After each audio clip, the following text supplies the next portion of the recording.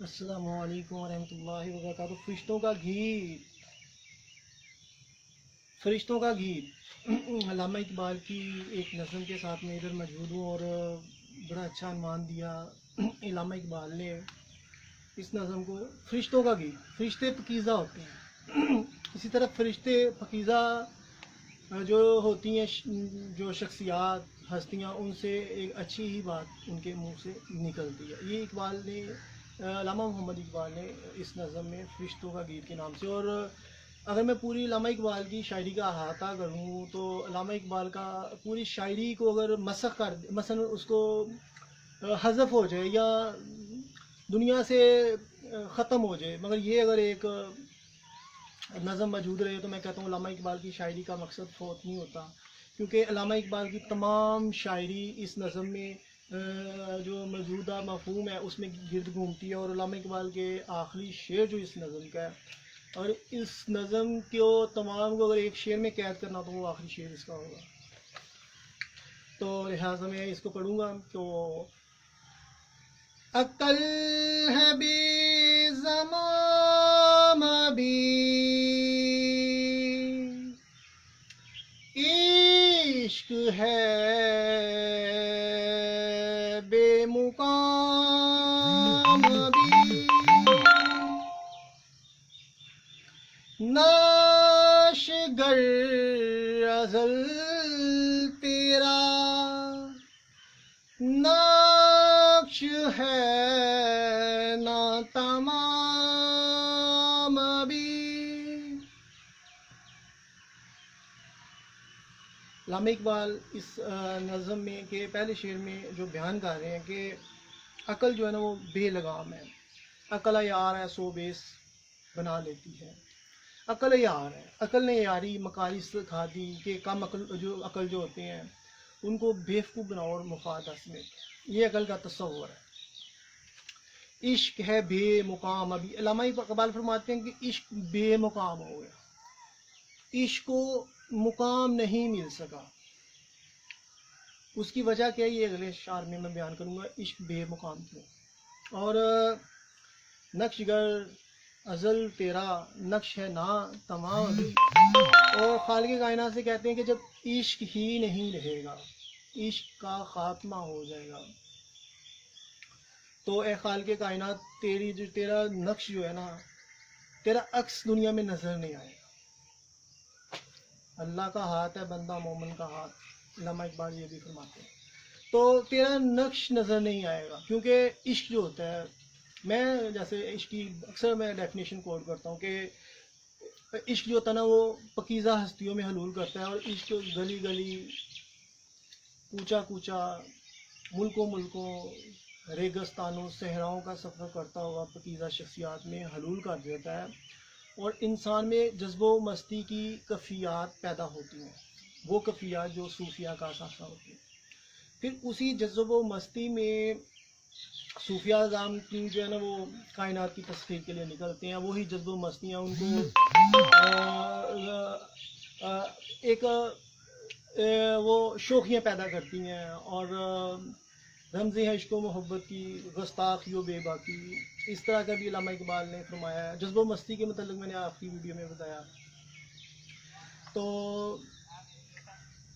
اب فرشتے جو ہوتے ہیں وہ پاکیزہ ہوتے ہیں، انسان کو اللہ تعالیٰ نے اشرف المخلوقات بنایا ہے، تو انسان جو ہے اگر اس میں پاکیزگی ہوگی تو اللہ تعالیٰ کی طرف سے اللہ تعالیٰ اسے تڑپ دیں گے، اسے بے قراری دیں گے کائنات کی تسخیر کے لیے، مسکینوں لاچاروں کا مسیحا بننے کے لیے، وہاں جہاں جہاں ظلم زیادتی ہیں وہاں پہ اللہ کا پیغام پہنچانے کے لیے، جہاں میں اہل ماں صورت خرشی جیتے ہیں، ادھر ڈوبے ادھر نکلے ادھر نکلے ادھر ڈوبے۔ تو علامہ اقبال فرماتے ہیں عشق، اچھا عشق تڑپ آتی ہے، اور اللہ تعالیٰ کی طرف سے حکمت و دنائی بھی ملتی ہے، کیونکہ اللہ تعالیٰ فرماتا ہے کہ ہدی للمتقین، ہدایت صرف متقی ہوئی ہے۔ قرآن کو پورے کو اگر میں ایک لفظ میں بات کروں تو وہ تقوی ہے۔ تقوی کیا کہتا ہے کہ اللہ تعالیٰ کی ذات پاک سے لو لگانا، اور جو جتنے بھی معصوم ہیں اس سے ہٹ جانا، اور بے نیازی اختیار کرتے ہوئے انسان اس مقام پہ پہنچ جاتا ہے کہ اللہ تعالیٰ کہتا ہے کہ متقی لوگوں کو اپنا نائب بناتا ہوں، اس سے کائنات کی تسخیر کا کام لیا جاتا ہے. یہ ہے کنسیپٹ. خل کے خدا کی گات میں رندیو فقیر ہو میر و پیر، تیرے جہاں میں ہے وہی گردش صبح و شام بھی. سبحان اللہ. اقبال فرما رہے ہیں کہ اللہ تعالیٰ کی ذات پر اسلام، اب دیکھیں اسلام آیا تھا، لوگ مایوس تھے خدا کی ذات سے بھی، کیونکہ ان کو حقوق پہ ڈھکا ڈال رہا تھا، ذہنی اور جسمانی طور پہ ان کو غلام بنا دیا. یہاں پہ بھی اقبال کہتے ہیں کہ اگرچہ ہدایتیں واضح ہو چکی ہوئی ہیں، مگر جو اللہ کی مخلوق ہے اس کو لوٹنے کا کام تو بددستور جاری ہے. میر، پیر، فقیر، بڑے بڑے زہدہ جو اپنے آپ کو بڑے متقی ظاہر بین متقی، تو تیرے جہاں کی میں تو وہی گردش صبح و شام چل رہی ہے کہ اس میں اصحاب رسول، اللہ تعالیٰ کے نبی صلی اللہ علیہ وسلم اور اصحاب رسول اہل بیت جو اور صوفیہ اعظام کا تو مشن ہی ہوتا ہے کہ انسانی مثالی معاشرہ تشکیل دینا، اور وہاں پہ خدا کی توحید کا پرچم بلند کرتے ہوئے مثالی معاشرہ تشکیل دیتے ہوئے مساوات، انصاف کا نظام قائم کرنا، اور جتنے بھی ذات پات، رنگ، نسل اور عہدہ طاقت کے نام پہ جو بگاڑ ہے ان کو ختم کرنا، اور ایک مثالی معاشرے کی تشکیل جہاں پہ یکساں قوانین لاگو ہوتے ہیں. مگر اقبال ادھر فرماتے ہیں کہ یہاں پہ تو ایک کوئی قرآن کی آیت اس لیے پڑھ کے پڑھتا ہے تاکہ اس سے اس کو اتھارٹی ملے اور وہ لوگوں کو بلیک میل کر سکے. کوئی فقیر جو فتوے دینے والا ہے وہ بھی خواہش نفس کا شکار ہے، وہ بھی اپنی پرستش کراتا ہے اور تیرے دین کو تبدیل کرتا ہے اور ہر چیز کو تبدیل کیا جا رہا ہے. اس طرح جتنا ہر کوئی اپنے اپنے غلط عہدہ جا کا استعمال کر رہا ہے، چاہے ملا ہے، چاہے صوفی ہے، چاہے خانقاہوں میں بیٹھنے والے ہیں، اٹھا میں مدرسہ و خانقاہ سے غمناک. تو یہ اس طرح کی چیزیں اقبال نے بیان کی ہیں. تو وہ کہتے ہیں کہ مخلوق خدا کی تو بددستور تذلیل جاری ہے اور وہ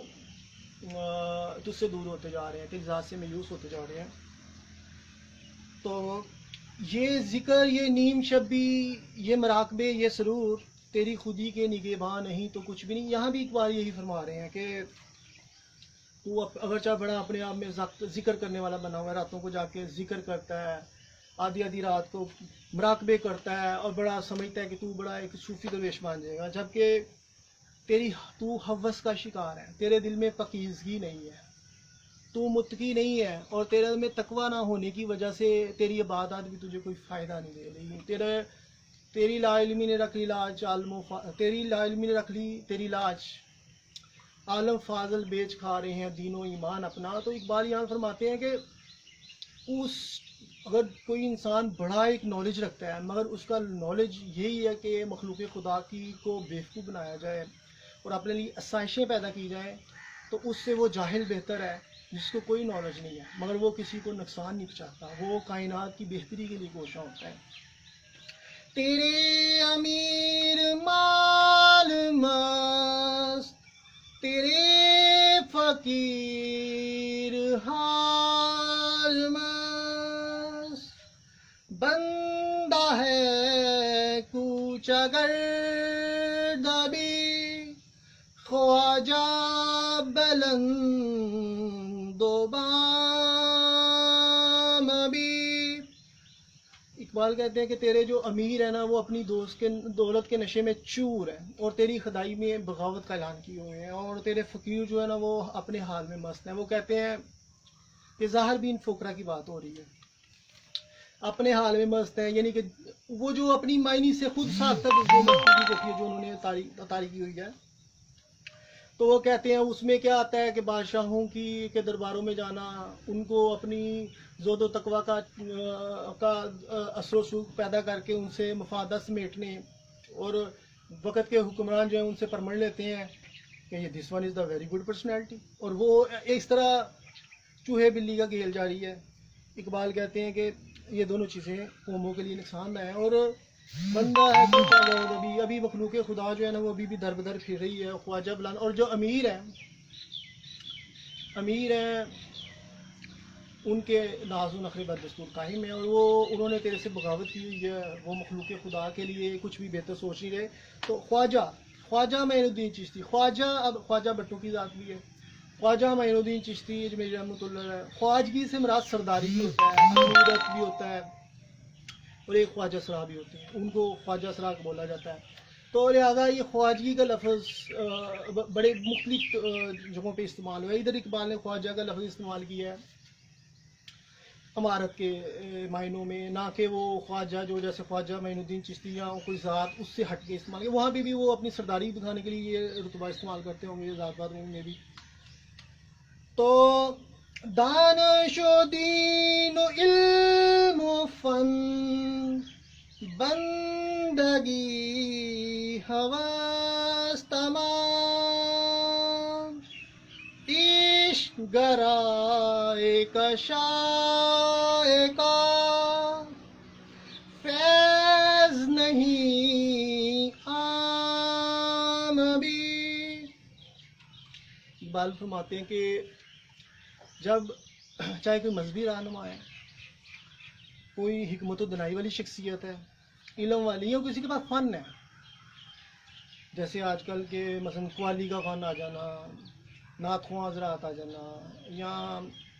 کوئی اور فن لگا لیں، کوئی ادبی شخصیات لگا لیں،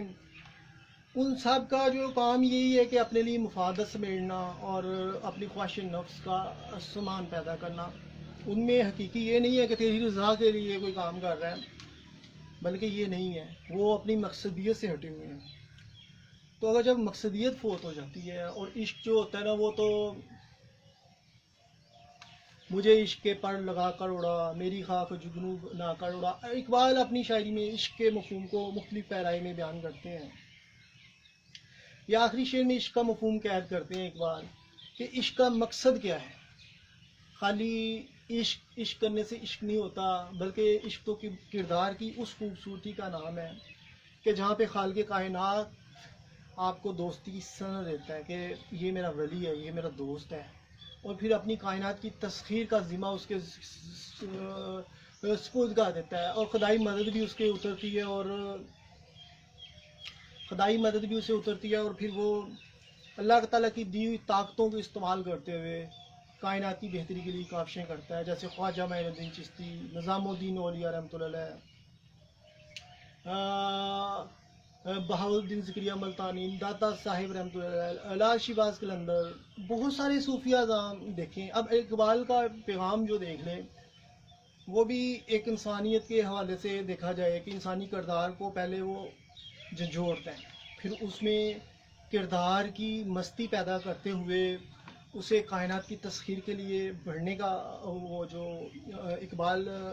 مشن دیتے ہیں وہ بھی ایک انمول ہے. اور زندگی کی حقیقتیں، زندگی کے جو ریسرچ کی، اس پہ اپنے مشاہدات کرتے ہوئے جو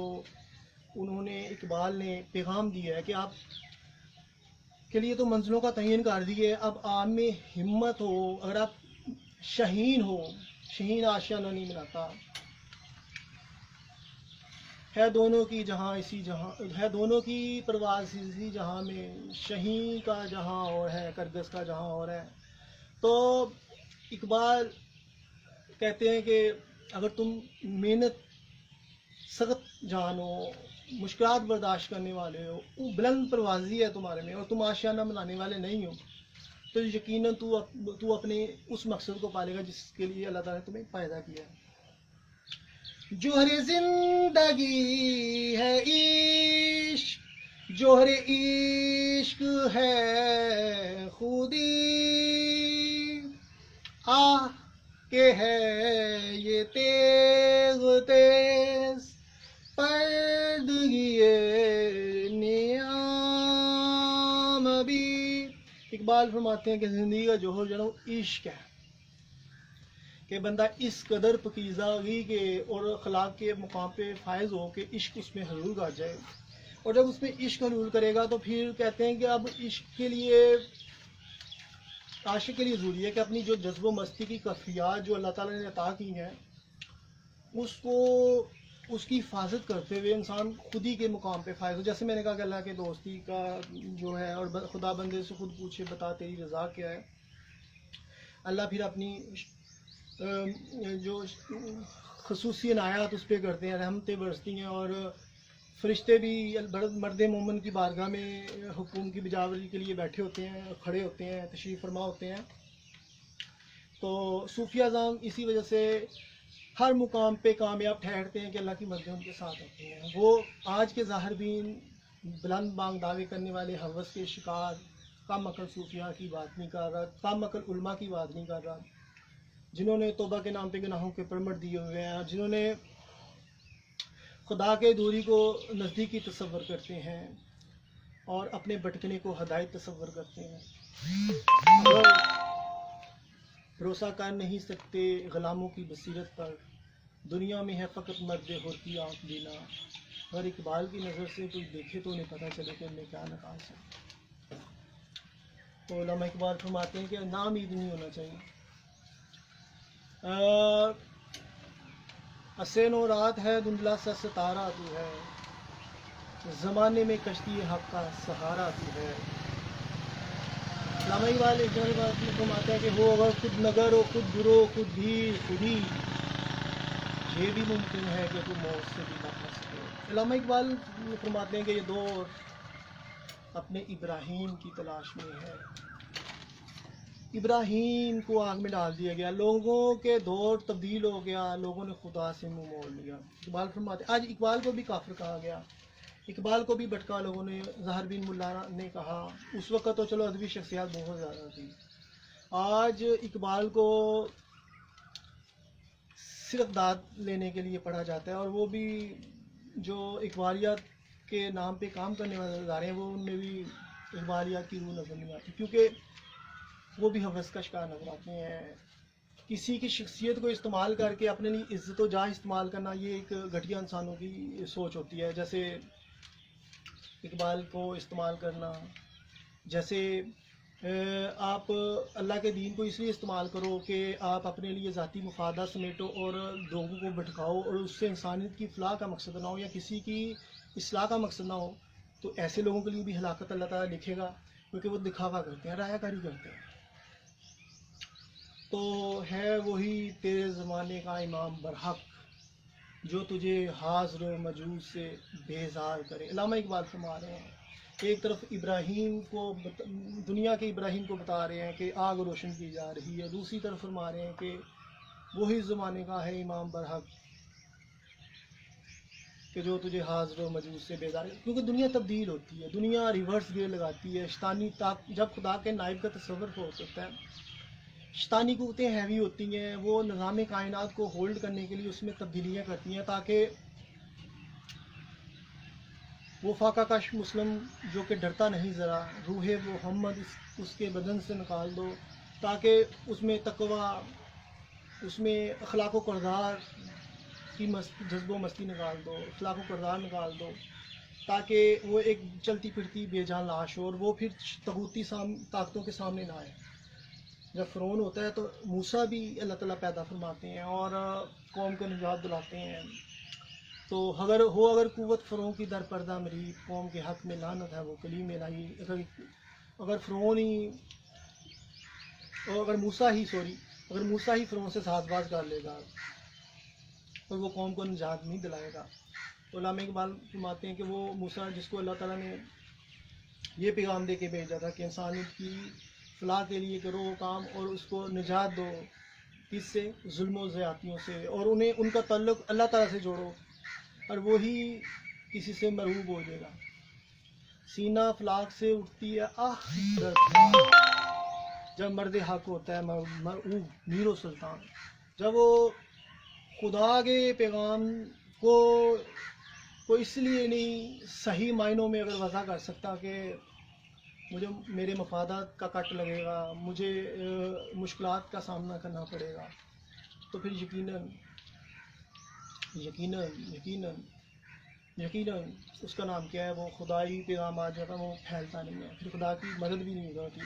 تو یہی علامہ اقبال کا شعر جو میں نے پڑھا کہ اگر تو اپنی ہو اگر خود گرو خود گی خود نگر ہو اگر خود نگرو خود گرو خود گی خودی، تو یہ بھی ممکن ہے کہ تو موت سے بھی مر نہ سکے. اس میں علامہ اقبال یہی فرما رہے ہیں کہ اگر تو اپنی خوبیوں کا ادراک تمہیں ہے اور ان خوبیوں کو تم پروان چڑھاتے ہو، تو آخر میں یہ فرماتے ہیں کہ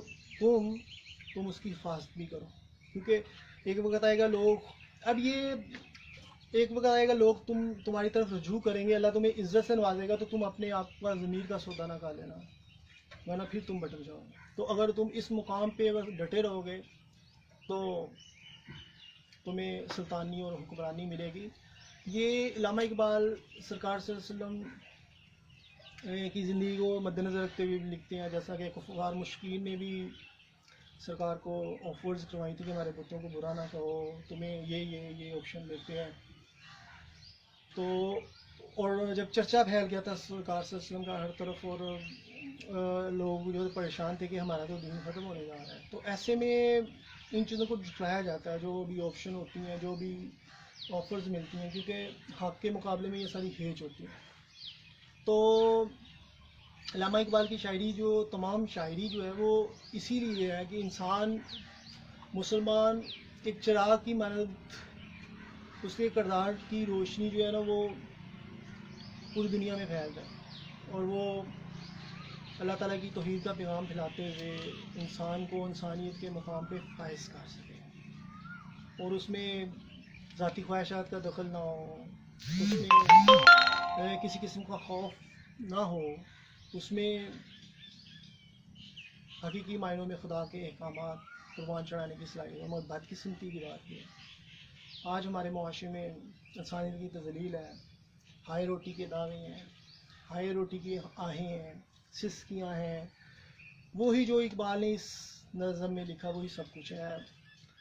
تفصیل بتانے کی ضرورت نہیں ہے. تو پھر دیکھا جائے تو اس والے سے تو دیکھا جائے تو انسانیت نظر ہی نہیں آتی. اور حقیقت یہ ہے کہ ہمارے معاشرے میں کچھ سچ نہیں بولتا. عقل ہے یار ہے سو بیس بدل لیتی ہے، اور عقل ہے بے زمام ابھی میں نے پڑھا. تو وہ یہی ہے نا، مکاری شاعری اور چلاکی اتنی زیادہ آ چکی ہے. مگر اس سے کیا ہوتا ہے کہ اطمینان و سکون ختم ہو جاتا ہے، انسانیت کی لوگوں سے اعتماد اٹھ جاتا ہے، اور پھر لوگ ڈپریشن کا شکار ہوتے ہیں، ہارٹ اٹیک ہوتے ہیں، پھر بے یقینی کی کیفیت پیدا ہوتی ہے، اور یوں انسانیت دم توڑ جاتی ہے. اور انسانیت کے دم توڑنے سے پھر اس کائنات کا حسن ختم ہو جاتا ہے. اوکے بھائی، بہت دیر ہو.